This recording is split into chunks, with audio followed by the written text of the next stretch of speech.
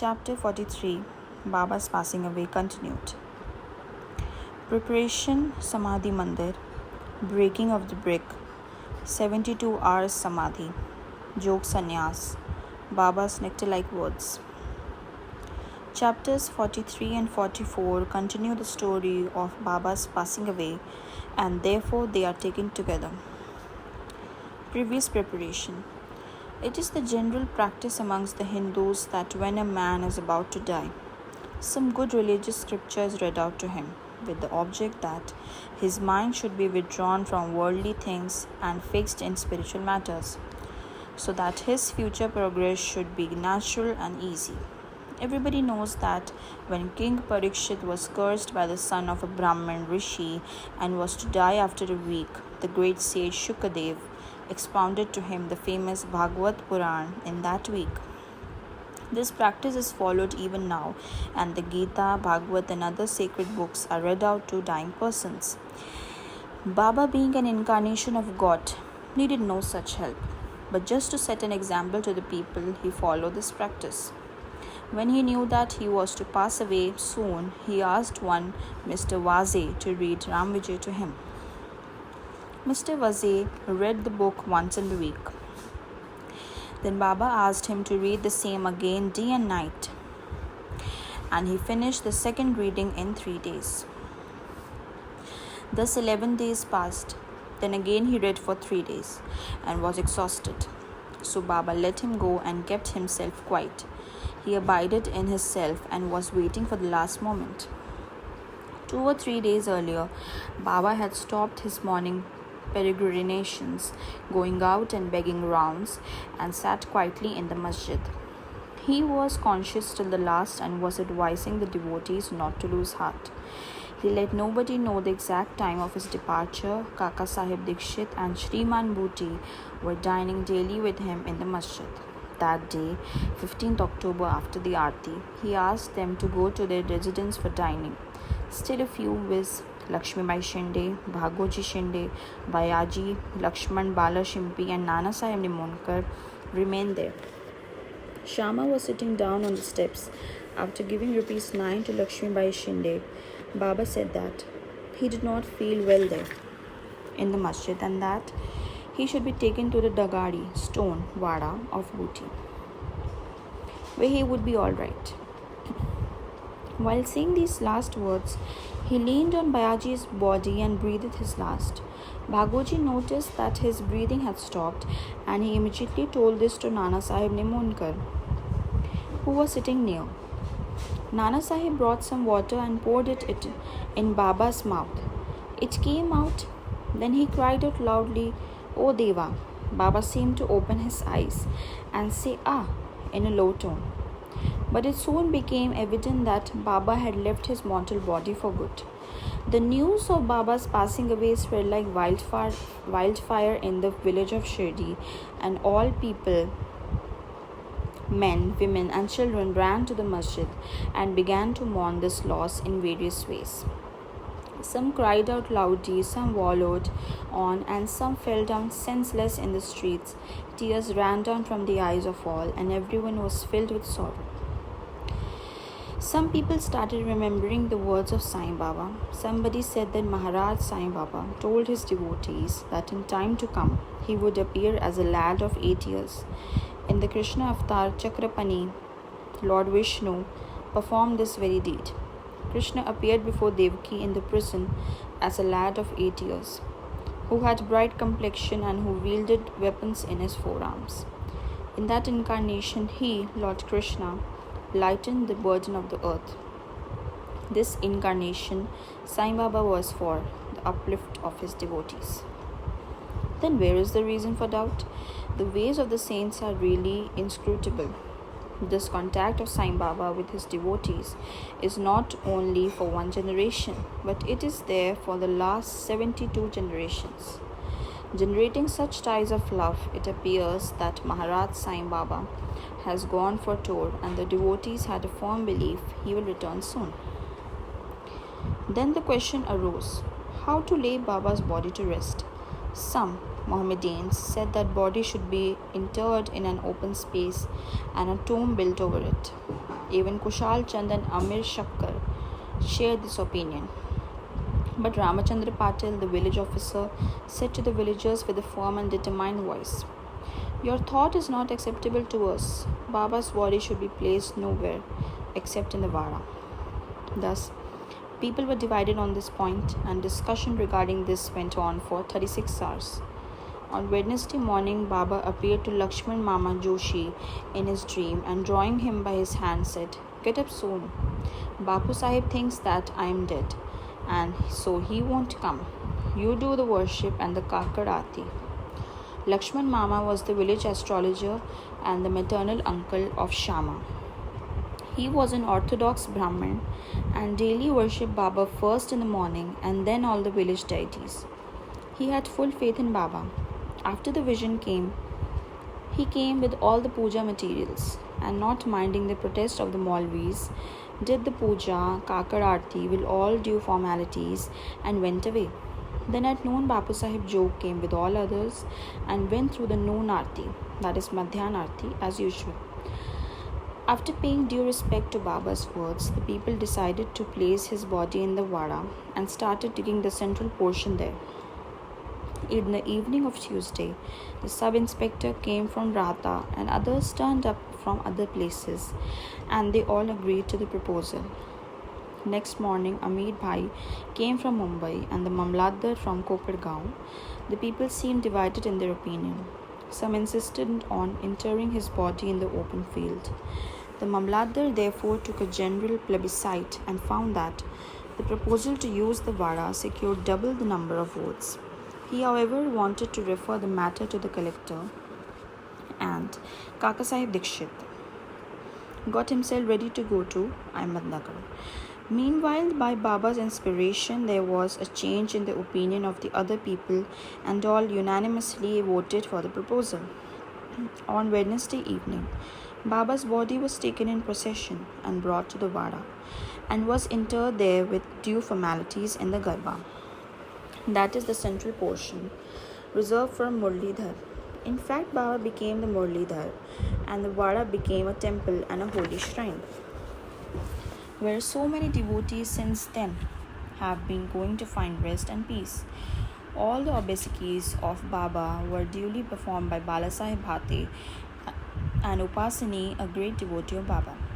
It may be noted here that, as observed by Professor Narke, Baba's body did not get stiff, though it was exposed for 36 hours, and that all the limbs were elastic, and that his kafni could be taken out without being torn to pieces. Breaking of the brick. Some days before Baba's departure, there occurred an ominous sign foreboding the event. There was in the masjid an old brick on which Baba rested his hand and sat. At night he leaned against it and had his asan. This went on for many years. One day during Baba's absence, a boy who was sweeping the floor took it up in his hand, and unfortunately it slipped and fell down and got broken into 2 pieces. When Baba came to know about this, he bemoaned its loss, saying, "It is not the brick but my fate that has been broken into pieces. It was my long-time companion. With it I always meditated on the self. It was so dear to me as my life. It has left me today." Some may raise here a question. Why should Baba express this sorrow for such an inanimate thing as a brick?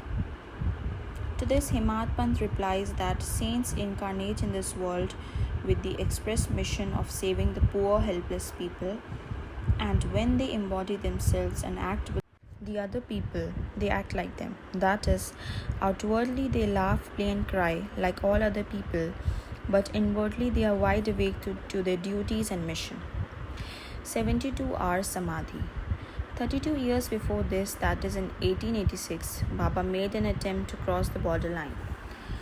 On a Margashirsha Purnima, full moon day, Baba suffered from a severe attack of asthma. To get rid of it, Baba decided to take his pran high up and go into Samadhi. He said to Bhagavad Malsapati, Protect my body for 3 days. If I return it, it will be all right. If I do not, bury my body in that open land, pointing to it, and fix 2 flags there as a mark. After saying this, Baba fell down at about 10 p.m. His breathing stopped as well as his pulse. It seemed as if his pran left the body. All the people, including the villagers, came there and wanted to hold an inquest and bury the body in the place appointed by Baba. But Malsapati prevented this. With Baba's body on his lap, he sat full 3 days guarding it. After 3 days passed, Baba showed signs of life at 3 a.m. His breathing commenced. The abdomen began to move.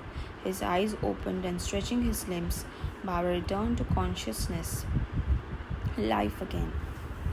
From this and other accounts, let the readers consider whether Sai Baba was the 3.5 cubits body that he occupied for some years and that he left thereafter, or he was the self inside.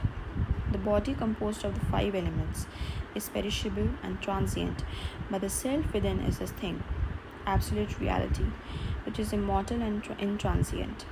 This pure being, consciousness of Brahma, the ruler and controller of the senses and mind, is Sai. This pervades all things in the universe, and there is no space without it. For fulfilling his mission, he assumed the body, and after it was fulfilled, he threw away the body, the finite aspect, and assumed its infinite aspect. Sai ever lives as also the previous incarnation of God Dattatreya, Shri Narsimha Saraswati of Gangapur. His passing away is only an outward aspect, but in reality he pervades all animate and inanimate things and is their inner controller and ruler. This can be and is even now experienced by many who surrender themselves completely to him and worship him with wholehearted devotion. Though it is not possible for us to see Baba's form now onwards, but if we go to Shirdi, we shall find his beautiful lifelike portrait adorning the masjid. This has been drawn by Shamrao Jaikar, a famous artist and well-known devotee of Baba. To an imaginative and devout spectator, this portrait can give even today the satisfaction of taking Baba's darshan. Though Baba has no gross body now, he lives there and everywhere and will effect the welfare of devotees even now, as he was doing before when he was embodied. Saints like Baba never die. Though they look like men, they are in reality God himself. Bapu Sahib's Jogs Sannyas.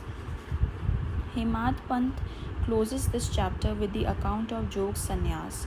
Sakaram Hari alias Bapu Sahib Jog was the uncle of the famous Varkari Vishnu Bua Jog of Pune. He had no issue. After his retirement from government service, he was supervisor in the PWD in 1909. He came and lived in Shirdi with his wife. Both husband and wife loved Baba and spent all their time in worshipping and serving Baba.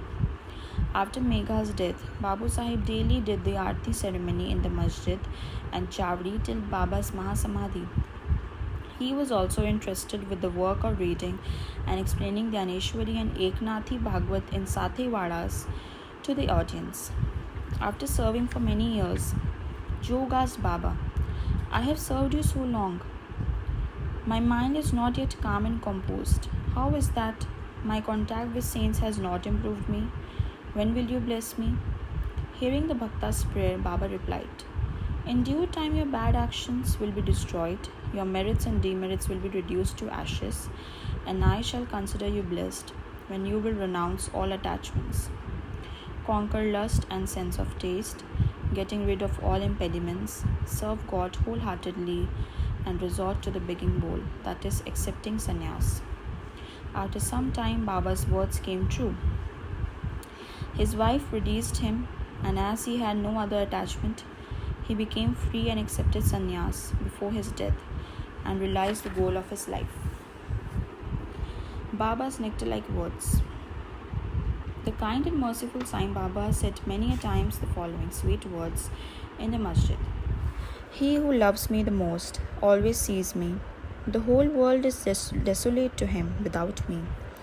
He who tells no stories but mine, he ceaselessly meditates upon me, and always chants my name. I feel indebted to him who surrenders himself completely to me and ever remembers me. I shall repay his debt by giving him salvation. I am dependent on him, who thinks and hungers after me, and who does not eat anything without first offering it to me. He who thus comes to me becomes one with me, just as a river gets to the sea and becomes merged with it.